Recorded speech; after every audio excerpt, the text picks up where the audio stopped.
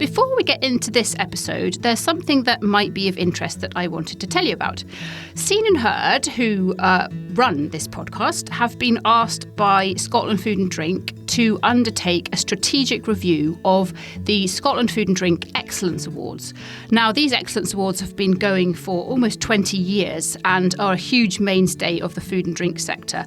But it's time to ensure that they're still relevant. So if you have ever been involved in the Scotland Food and Drink Excellence Awards, or even if you've ever had an opinion about them, we would love for you, please, to complete our survey.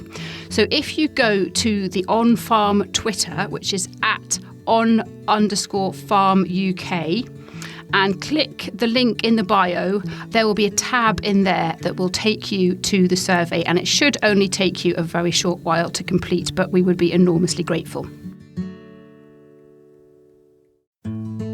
Hello, you have got Anna with you today for this episode of On Farm. I'm in windy East Lothian, and this week we are talking about the value to three different sectors of forming a co-op and working together. Later in the episode we visit, and we went in person, and I can attest that it's magnificent, the Megginch Castle outside Perth, where we will be speaking to people from both the apple and the cheese sectors and their producer co-op groups. Cheesemakers in Scotland are a small elite group. I like to think it's quality, not quantity. Yeah. But between us in Scotland, we can offer a superb range of cheeses. And the whole idea about getting together as a group is to shout about that and help to get that message out there. I think that is the main thing, is to get it out there that we can probably grow all of Scotland's apple needs in Scotland, to get people realising that and to eating Scottish apples and looking for brand grown in Scotland mark. This episode, supported by SAOS, is all about the value of cooperation and collaboration in these three sector groups. Before we get to apples and cheese, we first go to flowers. Now, you might not always think of cut flowers as being a Scottish product, like you might do for, say, lamb or beef. But the Flowers Grown in Scotland co-op is going from strength to strength. Hi, I'm Valerie Orr. I'm one part of the team at Blooming Bees over at Forfar in Scotland. We're growers of seasonal cut flowers, and I'm also a beef and sheep farmer as well. Wow, so you're a busy lady. So maybe your business should be Busy Bees as well as Blooming Bees. Yes, we've been told that from time to time. And so you are a member of the Flowers Grown in Scotland group, and I wonder if you could just tell me a bit about that group and how it came about and why you're involved in it. Yes, it came about through, there was 8 founding members come together, and it was to try and join together the growers across Scotland and come together to see how we can work together as a group, and that has led then to the group coming together, Flowers Grown in Scotland, where we've now opened up our membership to other growers across the country. In people's consciousness, this is quite new, isn't it, really? Because for a while we've been conscious of, I'd much rather eat Scotch beef than beef that's come from overseas. Likewise, I'd much rather have a Scottish tatty on my plate. But would it be fair to say that most people haven't really had flowers on their agenda until much recently? Absolutely. I mean, it's sort of just seen as an item folk add to their supermarket trolley, but they maybe don't realise that they've maybe flown halfway across the world. I don't have the exact figures, but certainly at one point it was nearly 90% of all flowers sold in the UK were imported from abroad. It's about spreading that message about, well, it's not just about your food on your plate, it's any other produce. Think about where it's come from and buy locally. Some people might think, gosh, you're all trying to sell flowers. Are you not in competition with each other? Why are you actually collaborating and working together? So what are the benefits that you've seen since you came together for your business in terms of working with these other growers? Firstly, it is that getting the message out there to people that this is an industry in Scotland, you know what I mean? So, and they can then find their local grower and support them and choose locally grown flowers. Also for us, it's routes to market. We are competing against a very well-established Dutch market where flowers go through the Dutch wholesalers or on a lorry overnight to the hot distribution hubs, and florists can just at a click of a button get any flower that they want. Whereas for us, trying to get our products to market and into those florists over quite a vast geographical area in Scotland is difficult. So as growers, we're working together to overcome those barriers.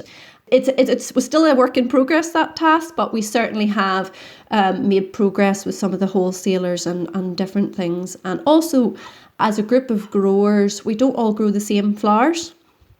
So there's at the minute, like for ourselves, we have lots of chrysanthemums at the minute, whereas most growers, as it's seasonal flowers, their season has finished now. So we have actually been selling a lot of flowers to fellow growers to extend their season and their offering to their customers. Likewise, we have, say, brought in a peony season. We don't grow peonies, but there's a great grower of peonies in Lawrence Kirk, NJ McWilliams. And so we collaborated with them and brought peonies in to add peonies to our offering. So it all works, us all working together. Yeah, so actually it's kind of the opposite of competition, isn't it, really? It's collaboration and helping fill gaps in each other's production to meet what the market's looking for. So actually you probably couldn't thrive as well as you do without the other people in the group. Exactly. And it's also about sharing knowledge and knowledge transfer. I was originally a flower grower in Northern Ireland before moving over to Scotland, and I had experience and help through flower groups there. I was involved in setting up the NI Flower and Foliage Association at that time, and we were also very fortunate as growers there that we had support through Greenmount College, the local agricultural college there, who had a cut flower advisor. So I was very used to meeting up with other growers, of sharing information, knowledge, not only on maybe not on different markets, but very much on growing knowledge. And that's something at the minute I feel we lack in Scotland. But as a group, we're very much in our infancy, but that is one of the directions we're looking to take and bring folk together and talk about our growing challenges and marketing challenges, etc. In a way, from certainly looking at it from my perspective, as a flower growers group, you've kind of taken it to the next level. There are lots of groups that work together, producers. We see the Scottish cold pressed rapeseed oil group as an example. They've worked together in the past. We're talking later in this episode about apples and cheese. But actually, you guys have almost taken it a step further because you've created your own brand. You've got branded vans and stickers that go on the produce that's really kind of quite consumer focused. Why did you decide to do that, and what benefits have you seen of doing that? It's a bit almost like the red tractor mark you think for your food. Well, they can look at that and know that's quality assurance. Even though it's not under an insurance scheme, if we can get that logo out there, that they instantly recognise they're buying a local product. It's flowers grown in Scotland, and just that simple message out there. And for us all then to sell that message, and I say it just makes it easier for everybody to get that message out there altogether. It sounds great, but working together isn't always that easy, is it? Everybody's got their own business to run as well. I know you've been facilitated a lot by Amanda at SAOS and by other people. How has that facilitation helped you to get through any challenges that you faced as a group? I don't think the group would exist without that help. We're all busy growers. A lot of us are female growers as well, and we're also juggling young families and businesses and other farm work and getting the time to do these things. But having a facilitator or somebody in place to help coordinate those things, trying to push on our aims and our objectives, it's invaluable, and it's something that we hope we can continue to get support. And another thing of being a group of growers together, and hopefully we continue to support, is actually to have that voice into government, to say that this is an industry in Scotland, and so if we can keep the profile of that up, and then hopefully we continue to get that support. So if we were having a conversation again in 5 years' time, say, about flowers grown in Scotland and the way in which you work together and the successes that you've achieved, what would you hope to be saying to me in 5 years? We're still very much a seasonal industry here. So I think definitely through the months of, from April through to October, there is very much the potential, if folk learnt about seasonality, they can't expect to have, a peony rose at Christmas, but they can have them between, June and August. Likewise, daffodils in the spring and tulips and things like that. And over the winter months, you can change to, harder foliages and things like that there. It would be a lovely possibility to get even, say, 50-50 in flowers, but it's a huge task for flowers, certainly, but it's very much possible with the change of education of the consumer. I've been inspired by your group, and I've got tulip bulbs ready to go in, and I'm going to try and grow a few peonies next year. So what would your message be? I mean, I'm just going to be doing it for a hobby, but what would be your message to anybody who's thinking, do you know what, like even on a small scale, maybe I could be a commercial flower grower? Yeah, there's a huge variety of crops that you can grow. I think, ourselves, we might grow 100 different varieties of things, but you could specialise and just grow one thing. I would say the main thing is pick something you enjoy growing. There's been many a crop we have tried and we've realised, we don't like this. So it just gets pulled out and we don't grow it anymore.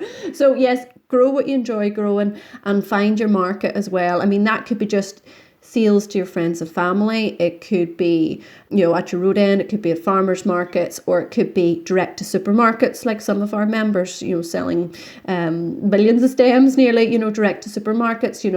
There's huge opportunity, and there's something for everyone really in the industry at all levels. Quite right. So yeah, anybody can just Google flowers grown in Scotland and they'll find the website, because I did. So thank you very much for your time. I'll let you get back to it now, but I really appreciate it.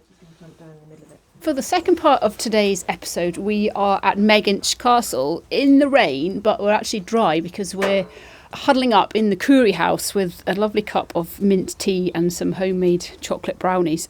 We're continuing the chat about working together as sector groups and the benefits and maybe challenges that delivers. Hello, my name's Catherine Drummond-Herdman, and I was born and bred here at Megginch Castle, which back in the 18th century, 19th century was the heart of Scottish apple production, with thousands and thousands of orchards.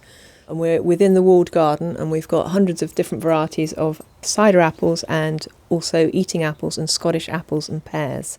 My name is Jane Stewart. I am from Fallside Farm, Pittenweem. We are dairy farmers and cheesemakers just above Anstruther in Fife, and we run a company called St Andrew's Farmhouse Cheese Company, set up to make artisan cheese using the milk from our cows on the farm. Can you recall how long it's been since the Cheesemakers group first started, and perhaps tell us a little bit about the journey that it's been on up to now? It must be 3 or 4 years ago that we actually started. The main reason for getting together was collaboration for marketing of our products, because I think anybody who produces anything for sale knows that one of the hardest things, and the thing that you have to work on all the time, no matter how long you've been in business, is sales. Promoting your product or products to the public so they don't forget about you. And a group together, marketing is, you would think, going to have more clout than individuals. And so that was the main reason for setting up and getting together. Cheesemakers in Scotland are a small elite group. I like to think it's quality, not quantity. Yes. There's probably only about 10 of us who are really active. But between us, we produce almost every type of cheese that you could imagine. And so in Scotland, we can offer a superb range of cheeses to suit every taste. And the whole idea about getting together as a group is to shout about that and help to get that message out there. Do you feel that since it started, I suppose there are two potential benefits. One is sales. And the other one is maybe sort of support and knowing that everybody's gone through similar challenges and you can support each other. So do you feel as though you've witnessed and experienced benefits in those areas? I think meeting and getting together is good. I mean, you can always lift the phone, and that is good as well, just to speak one-on-one with each other. But I think possibly the opportunity to get together and learn is good. To an outsider, there could be a bit of surprise because people might think but you're all producing cheese. So surely, you know, when it comes to getting people to eat it, you want people to eat your cheese and not other people's cheese, and that there could be sort of a competitive element to it. But I remember speaking to another of the cheese members, Jill from Connage Highland Dairy, and she said to me, "Oh, but Anna," she said, I just want more people to eat more cheese, and I want them to eat more of all types of cheese. And if they eat my cheese too, then so much the better. But we've got to be in this together. And I guess that's one of the reasons why working with others is beneficial. But have you noticed any kind of competitive element in the group at all? Yeah, I think there is a competitive element. Everybody obviously wants to shout about their own cheeses, and so there is an element of that. But we're all making cheeses that are different. I mean, even in the UK as a whole, if you think about, for instance, cheddar. Now, cheddar is such a common cheese. We're practically all brought up in cheddar. It's just about the generic name for cheese in the UK. But if you line up half a dozen different cheddars, all made in the UK, they will all be different. And you could actually have a cheese board of cheddar alone. With cheese, you have terroir, and you have the animal that the milk comes from, the different individual cheesemakers, the way they make it, the diet, etc., which contributes to the end characteristics of that product. And so I don't think that competition between each other is really part of it. It's all about the differences between each cheese, and these cheeses are all complementary to one another and can all be enjoyed. So I like to think that therefore we can all benefit from each other, because we're all producing, even if it's the same style of cheese, it will be different. So, Catherine, we're actually physically surrounded by your orchard at the moment, and you were explaining that you've got a huge number of different varieties of apple. I suppose with apples, there's the potential for eating apples, there's apple juice, and there's cider, so that kind of adds a different dimension. But do you find it's the same actually within your group, that it's about collectively encouraging the population to enjoy Scottish apples in whatever form that takes? Yes, I think that is the main thing, is to get it out there that we can grow Scotland. We can probably grow all of Scotland's apple needs in Scotland, to get people realising that and to eating Scottish apples and looking for brand grown in Scotland mark. And interestingly, with the group, it's exactly the same, Jane, as you were saying. So I feel very strongly a group is better and stronger than individuals, and we're very much believe in collaboration and not competition. And as you say, you pointed out the terroir.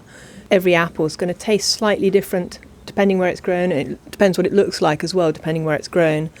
And the more people you have in a group, up to a certain level, you're going to have more ideas, and it's just going to be really interesting, and you're going to be able to push the group forwards and raise the profile of your product.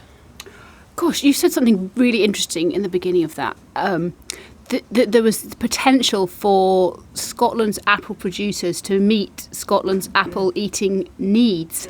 So that's possible. With collaboration, every apple. I am actually a bit of an apple obsessive. I have about 3 apples every day, but all of those could come from Scotland. I believe they could, and I think that was one of the initial thoughts I had, is that I would like Scotland to be self-sufficient in its apple production.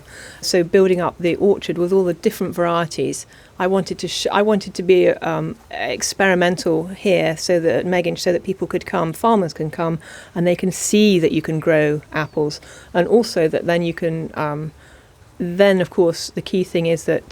So Amanda at SAOS said the key thing is you need to be able to sell your product. So up until perhaps about 4 or 5 years ago, because with apples you've got a much longer lead-in time for growing, because an apple from deciding on your variety to actually harvesting, you've probably got a minimum of 3 years.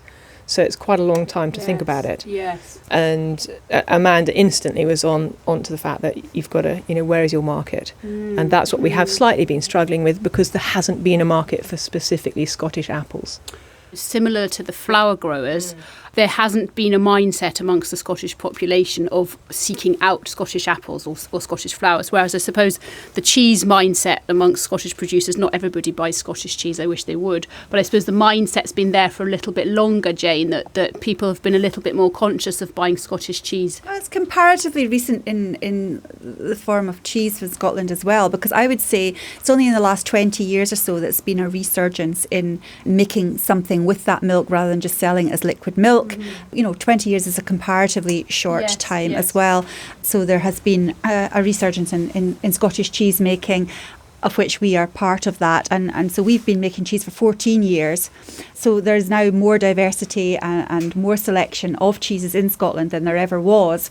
And that's great. That's what we want. But it's, again, fairly new. I would say, 30 years ago, there wasn't that variety. But then if you go back 50 years, 80 years to sort of grandparents' time, it was very common. Every farm, perhaps, that had dairy would make something with it, and farmhouse cheeses were part of that. And each farm would have its own peculiar cheeses that they made that were obviously just eaten in a very small area around about compared to the sort of national marketing that we look for nowadays. But there was nevertheless, there was that farmhouse cheese making then. And in fact, the cultures that certainly that we use, that I use in my business for our cheese, are derived from cultures that came from farms that were making cheese in the 1920s and 1930s. So that's interesting. So it's actually not really a new thing. It's a full circle. We just come full circle. There was maybe a it's not a gap new in idea. It's come round again. It's just realising that this is good. This is what we should be doing, and it's just come full circle. Yes. That's the same with the apples then. So we lost all the horticultural knowledge. By the 1960s, there was nobody around that had seen apples grown on a large scale, and most of them have been grubbed up. And that's it. We've just lost it. So that's a good, it's a good 60 years now. And the same sort of thing. So in fact, there's been a silver lining with COVID. It's forced people to stop and think more locally what your production is locally and what you can get locally. And of course, food traceability. You don't know what something is if it's from miles and miles away, whereas you know exactly where your cows, and people will have driven past your cows. And as with the flower growers, they will have seen all the flowers growing and thought, actually, that's where my flower's coming from. Yes. So Jane, have you noticed a benefit since joining the group in terms of sort of awareness? I mean, awareness doesn't always lead to sales, we know that, but we want to get people talking, don't we? That's kind of one of the reasons why we're here today. We want to get people talking about Scottish cheese, Scottish flowers, Scottish apples. Do you think that that's going in the right trajectory? Yes, I think it definitely raises awareness. It causes interest, and you get some media interest, and you get people who are sitting up and taking notice who wouldn't have noticed if we were trying to market on an individual basis. Of course, we all market individually as well, but collectively there is a difference there. It does help to get the word out. Yes. Same with you, Catherine. Are you finding the group is how long has the Apples group been in existence? So it's been a while. So we started the interest in the Castlegarry and orchard growing started in 2008 with the biodiversity at the time was very much on the political agenda then. And the group, I set up the group probably 2010, and then a few people were starting, and then it's really helped SAOS. We had Douglas Watson many years ago, and he was full of encouragement and kept me at it, chipping away, because it's been quite a long journey, but suddenly I would say in the last 5 years things seem to have snowballed. Do you think the public are starting to set up and take a bit more notice of provenance when it comes to apples? There are certain things that many of us would walk into a shop and seek out Scottish. Scotch beef is probably one example, but do you think we're starting to seek out Scottish apples as well? I think it's much slower. I think the cider makers have really pushed forward the idea of Scottish apples. Yes. But we really need a mark to make sure that Scottish cider means what it says on the outside. So it could be Scottish made cider, but the apples or the concentrate could come from Herefordshire or even Mexico and France and places. So I think it's important that the customer knows what they're buying, and that's our next target to work towards. Yes. We need and we want to mention SAOS today because I think they've played a critical part in all three of these groups. And in fact, I was listening back to the episode that we did with East of Scotland Growers, and somebody said, we wouldn't be talking to you now if it wasn't for SAOS, because actually working together isn't always that easy, is it really? The idea of it is easy, but the practicality isn't always easy. So Jane, maybe coming to you first, how have you found it in terms of having SAOS there to help facilitate the progress that you've made as a group? I think you're absolutely correct there, Anna. I think that we are all so busy with the day job of actually running our businesses, making the cheese, which is all consuming, I have to say, and is a 7-day-a-week thing that takes up certainly it takes up all my time. Maybe I'm doing something wrong. And so to actually get together and make it happen and make the collaboration happen, in my view, it just wouldn't happen if we didn't have somebody like the SAOS to actually get in touch with us all, do the round robin emails, get everybody motivated to come to a meeting, book venues for us, this kind of thing, and be that central point of contact. It just would fade totally, because you need that to help you, definitely. Yeah, in case you hear snorting in the background, by the way, it's not Dave, the producer, it's actually the dogs. Vermin control. They're trying to find the mice. Yes. Excellent. And I suppose as well, SAOS have got expertise within their team, a huge amount of expertise. So if there is an embryonic idea out there of somebody wanting to work with others in their sector, they know how to do it because they've done it before, and they know how to get the best out of a group of people. And I suppose if you could for a moment combine a dose of realism with the dose of dreaming, if we're back here talking to you in 5 years' time, what will we be saying, do you think?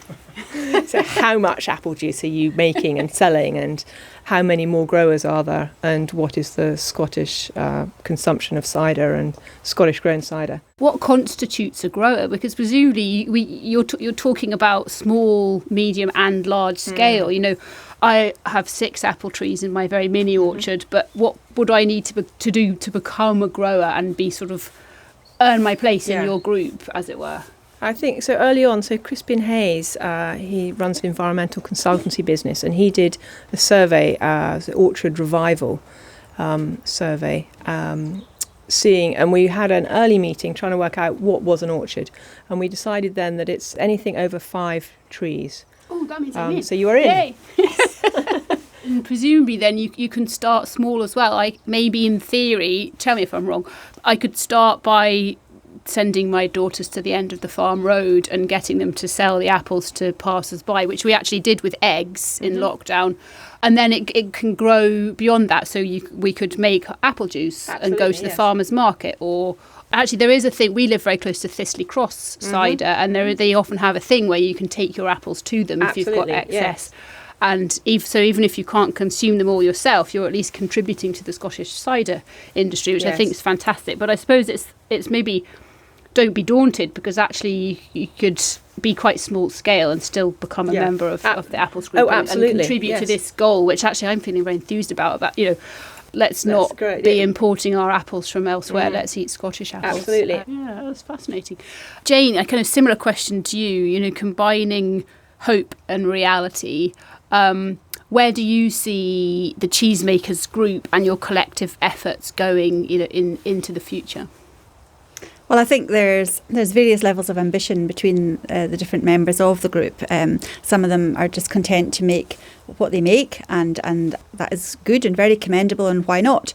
And others of us are ambitious to grow as far as we can. So I suppose 5 years from now, my vision would be that Scottish cheese is much better known internationally, not just nationally, but nationally as well, because actually England is a foreign country in some ways as well when it comes to trying to market your products. And I should also mention as well, when you're talking about collaboration, cross collaboration with other products as well. Cheese and apples go well together. Yes.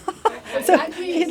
And cheese and chocolate, so I'm told, and apples and everything. Yeah, it's really, really interesting. But thank you again for taking part, and as always, if you're listening to this, please share it with somebody else so that they can listen too, and we'll gradually expand the people who are hearing these great messages. So thank you. Thank you. Thank you for having me, and eat more cheese. I will. I don't need any encouragement on that front. Okay, so now I'm hungry for cheese and apples, and to be honest, I think my kitchen would look all the better for a bunch of flowers grown in Scotland. Huge thanks to all of our brilliant guests this episode. Thank you also to SAOS.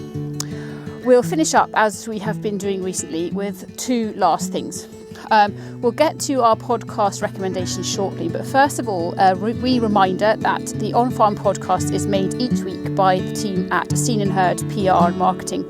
We are always passionate about telling Scotland's food and drink stories, so do come and talk to us if you have any marketing or communications needs, because we're always happy to have an informal chat.